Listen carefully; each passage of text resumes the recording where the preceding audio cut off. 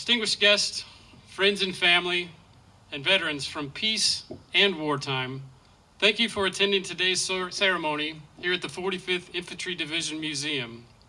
I'd like to take just a minute to thank Mr. Mike Gonzalez and Dave Brown and all the staff here at the 45th Infantry Division Museum, because they put this event on as well as a Memorial Day event every year, and it takes many, many hours and quite a bit of time to get it taken care of. We appreciate you doing that for us every year. Thank you. World War I officially ended when the Treaty of Versailles was signed on June 28, 1919. However, the fighting ended about 7 months before, when the Allies and Germany signed an armistice in the French town of Compiègne on the 11th hour of the 11th day of the 11th month. The Great War, known as the War to End All Wars, started with the assassination of one and became a cataclysmic world war that took the lives of more than 17 million people.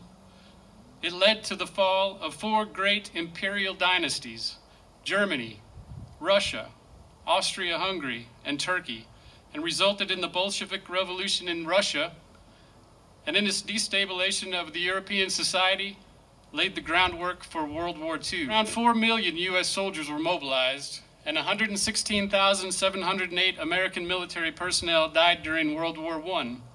Over 204,000 Americans were wounded, and 757 civilians died due to military action. So as we gather to remember all veterans and to celebrate the 100th anniversary of the end of World War I, that armistice was signed at 4 o'clock this morning Oklahoma time and 11 o'clock in France, I urge you to read more about it, because as Harvard professor George Santayana said, those who cannot remember the past are condemned to repeat it. So today we celebrate Veterans Day, and in 1926 the United States Congress officially recognized November 11th, 1918 as the end of the war, and in 1938 it became an official holiday, primarily a day set aside to honor veterans of World War I. The holiday is not a day that belongs to one veteran or multiple veterans, which is what an apostrophe implies.